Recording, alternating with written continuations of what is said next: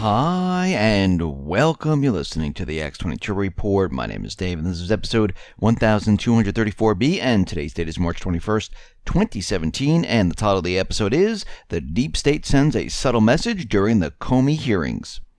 Now, before I get started, I just want to make an announcement. I uploaded an interview with Bill Holter on the X22 Report Spotlight YouTube channel. So if you go to YouTube and you type in X22 Report Spotlight, you'll see the interview there. Or you can come over to the X22Report.com site, scroll down a little bit, look over to your right-hand side. You'll see the video there. You can play it right on the site. Or you can go to NewsSentinel.com. Same thing. Scroll down a little bit, look over to your right-hand side. You can play the video right on the site. Let's get into the economic collapse, political and geopolitical news. Now, we know when Obama was president, he signed off on a lot of executive orders which had to do with gun control, especially with our veterans. And what we're seeing right now is that a lot of this is being rolled back right now. The U.S. House voted to repeal the gun ban for military veterans via the passage of the Veterans Second Amendment Protection Act. This is the second major gun control bill that the House has voted to repeal since Obama left office. Now, they voted to repeal the Social Security gun ban on February 2nd. The Senate followed suit on February 15th, and Trump signed the repeal on February 28th. Now, the Social Security gun ban was egregious because it portended a loss of Second Amendment rights without due process. The gun ban for military veterans is more of the same. It is structured so that the military veterans receiving disability benefits can be investigated if their benefit check is sent to a third party to help manage finances, which is ridiculous, which we discussed in prior reports, that just because you hand off your finances to someone else doesn't mean that you can't own a weapon. But they were trying to link the two, saying, well, if you can't, balance your checkbook, then you can't have a weapon, which is absolutely ridiculous. And of course, they took that and they moved it into, well, you're mentally unfit, so you can't own a gun. And this is how they try to get around veterans having weapons. But the Second Amendment supporters, well, they pointed out that requiring help balancing a checkbook or managing finances is a far cry from being dangerous with a firearm. So we can see that all of this now is being rolled back. And the veterans, well, they've been trained with weapons. They've got paid to handle very expensive equipment, very expensive weapons. And these individuals, well, they volunteered. They decided to go into the armed forces to help protect the United States. Now, we know a lot of these wars are created by the central banks, but that's not what's important right now, because if it was a war for the central banks or a war that had to protect the freedoms of the people of the United States, these individuals, well, they signed up to give their lives to do this. And when these individuals come back from Afghanistan, when they come back from Libya, when they come back from any place, well, the United States should honor these individuals, give them top-notch care, and we shouldn't be seeing what we're seeing in the Veteran Administration. We shouldn't be seeing these individuals not getting health care. We should not seeing these individuals panhandling on the streets. These individuals should be taken care of. I mean, think about this for a second. We have senators, representatives, other officials in Washington where they have a private restaurant, a private golf course, they're taken around in limousines, they're flying in private planes, they're staying in very fancy hotels, and they're trying to tell you that our veterans, well, we just don't have enough money. Well, maybe those individuals in Washington should give all of that up and their health benefits, and that should be shifted to the veterans, because I see it as the veterans are more important than what we see in Washington right now. Now, yesterday we know that FBI Director James Comey, he was testifying with Mike Rogers about wiretapping, Russian collusion, and we know that Trey Gowdy was out there, and we mentioned this yesterday, that where he brought up the case that, well, there's a crime, that there were leakers in there, there's about 100 people, and why aren't you investigating these individuals? And Comey just sat there with a dazed look on his face. Now, we need to think about this for a second. Comey knows there was a crime. He says it's illegal. He says, yes, these people should be in prison. These people should be investigated, but nothing's being done. Now, on the other hand, where they have Trump and Russia, where there's no evidence, there's no crime, there's nothing, They're investigating that, but they're not investigating the leakers. But from all of this, the deep state sent a subtle message to the American public and the world. And the message is that Trump is being investigated.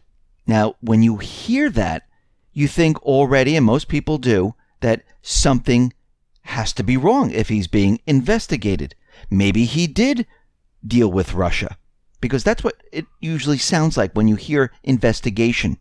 They purposely did this because what they're doing right now, and remember, we talked about this, they're preparing to remove Trump legally, and this is the first step. We know that Dianne Feinstein was out there saying that in the upcoming months, he's going to be forced to resign. So we have the FBI investigating something that doesn't exist, just to put out the propaganda throughout the corporate media to make everyone think that there is something, and they're going to put pressure on Trump as we move forward. This was the message they put out there, that we're not going to investigate the crime that we know of. We know there was a crime committed. We know there's only about 100 people or so that did it. We're going to push Trump out because we're going to investigate something that doesn't exist, that we have no evidence, we have no proof, we have nothing. So you can see what the message is right now. Now remember, they will push him as hard as they possibly can until they have to use other means. And when I say push him, they're going to push him legally, try to get him to resign, try to get him impeached. And we can see right now, this is where they are headed. Now, John McAfee is out there, and he says, I can promise you, it was not the Russians who hacked the DNC. He said the software used was way too old. The state hackers would not use an old version of software, which was less functional than the updated versions. And one of the things that the CIA said, and have been saying for years, is that it is virtually impossible to find attribution for any hack because a good hacker can hide their tracks plus make it look like someone else did it. Now we know from Vault 7 that the CIA has the ability to make it look like Russia did something by leaving little breadcrumbs in the binary code when they compile it. And again, they would not hack something from their own country. They wouldn't make it look like it came from Russia or China. Only someone trying to set someone up would do that. Now, very interestingly, we know that Trump was out there along with Judge Andrew Napolitano, where they were saying that GCHQ, well, that's where Obama got the information. And of course, England, they were out there saying, absolutely not, this is not true. GCHQ wanted an apology. The White House never apologized. But we can see right now that Andrew Napolitano, well, he was removed from Fox News right now. We see that the director of GCHQ, well, he resigned. So we have the former Deputy Director General of MI5 will succeed Robert Hannigan, who announced he was giving up the position due to family reasons all of a sudden. And now Jeremy Fleming is going to take his place, which I find very interesting that all this is happening exactly at this moment. Now, it looks like that the FBI is going to take their investigation one step further. They're going to be investigating Breitbart and InfoWars for ties with Russia. So they're trying to bring in the alternative media and other media that doesn't back the deep state, and they're trying to lump it all together right now. And we can see that they have started their mission. And as we move through the spring and summer, just like the economy, we're going to see things accelerate as we move forward. We see that Canada, the people of Canada, well, they are on the same wavelength as the American people. Now, the government of Canada is saying that, yes, let's bring in the illegal immigrants. The people of Canada are saying, we don't want the illegal immigrants in our country because they are illegal.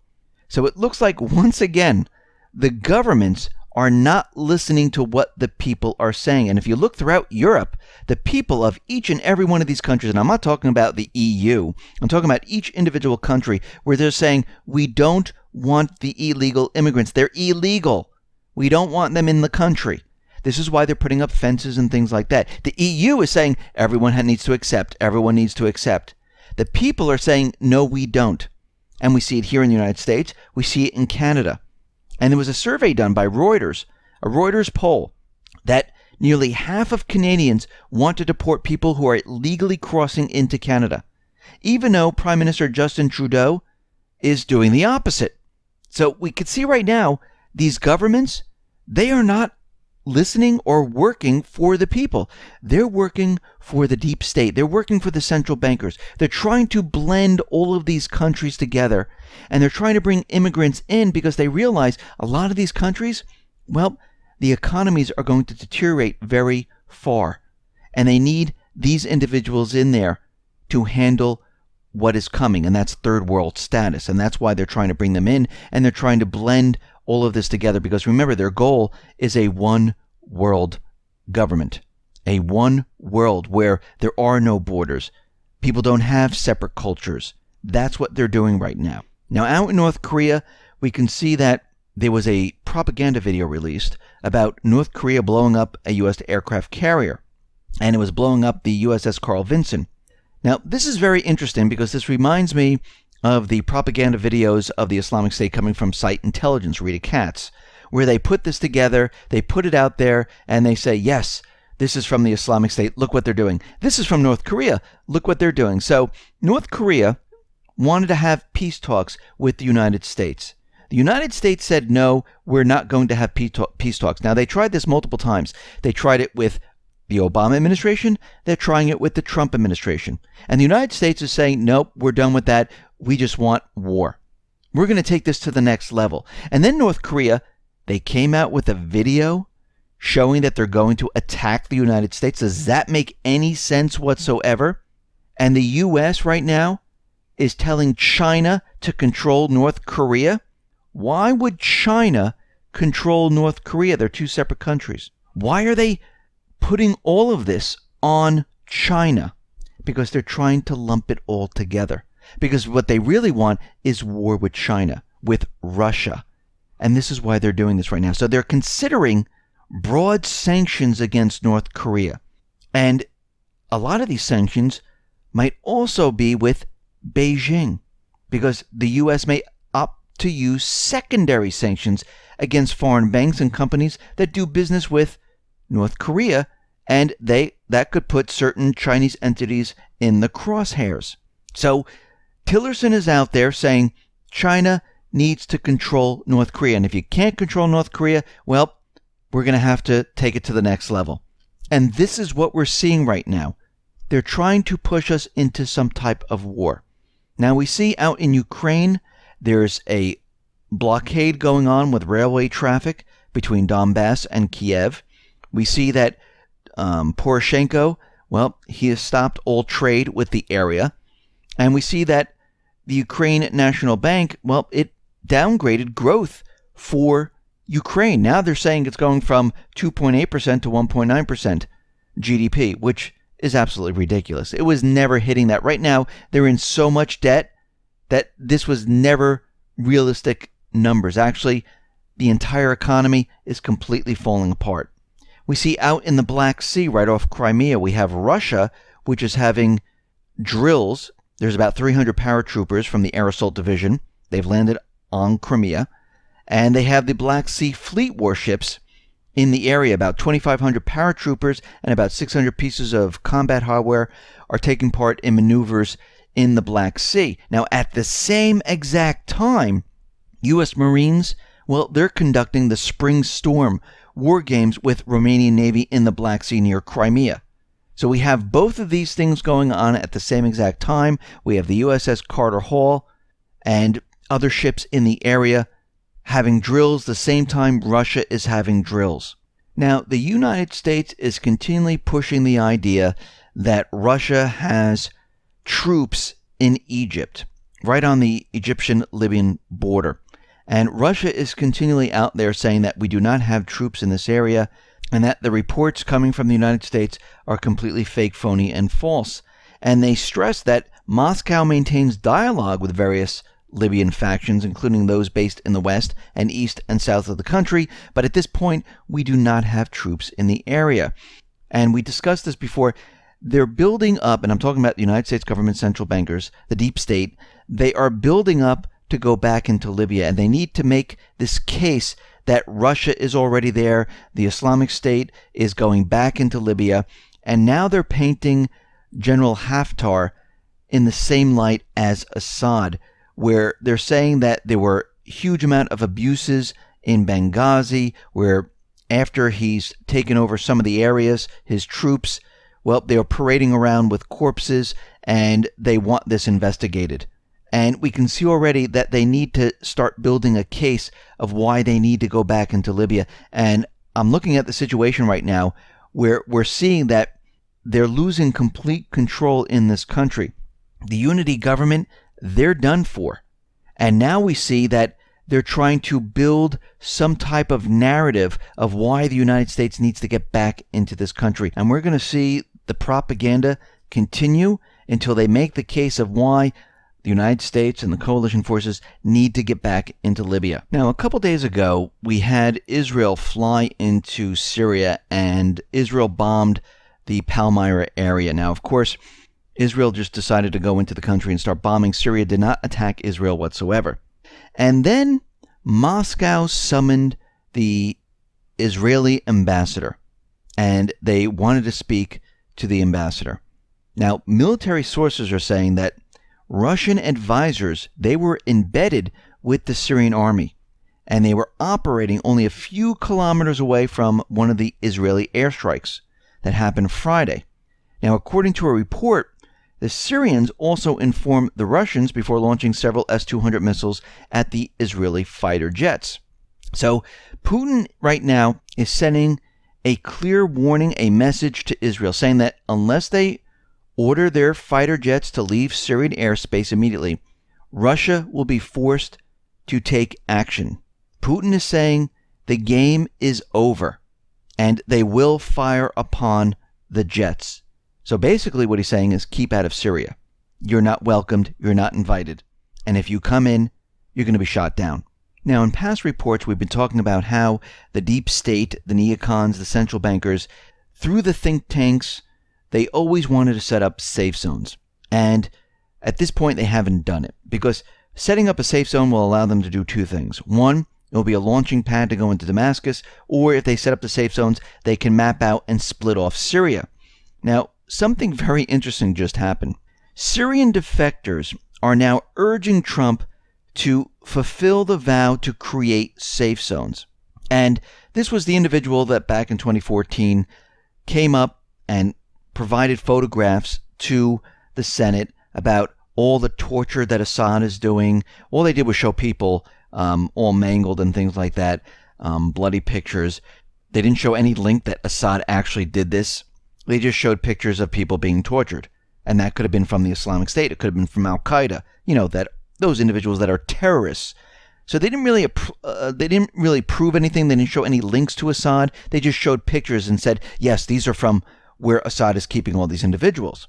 Now, the same Syrian defectors today are trying to convince Trump, which these defectors are backed by the deep state, the central bankers, to set up the safe zones. They're still moving forward with their agenda.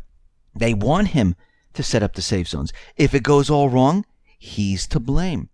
And it will show that the deep state, the central bank, the neocons, we have nothing to do with this. This was Trump's idea.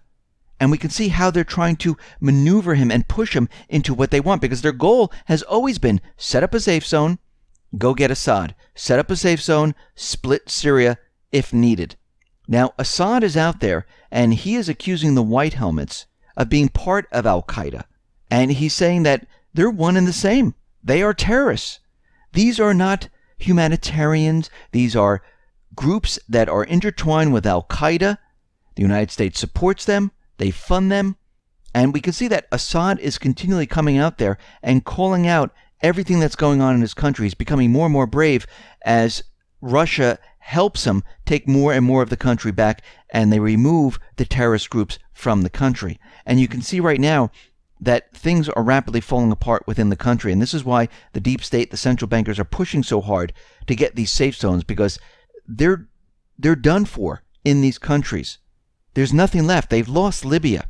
Yemen is a disaster. They've pretty much lost Yemen. Iraq, they're just holding on to that. Syria is completely lost, which means the petrodollar is doomed, which means the US dollar is going to be flooding back to the States. We can see right now that things are rapidly falling apart. Things are deteriorating, and the central bankers, the neocons, the deep state, well, they're pushing their agenda to get everything in order, to blame this on Trump, to start a war, and they're pushing very hard. And as we go throughout this year, they're going to push even harder. You're going to see the craziest things happen during the latter part of this year. Listen, everyone, thanks a lot for listening. Be well, be safe, and especially be prepared. Thanks a lot.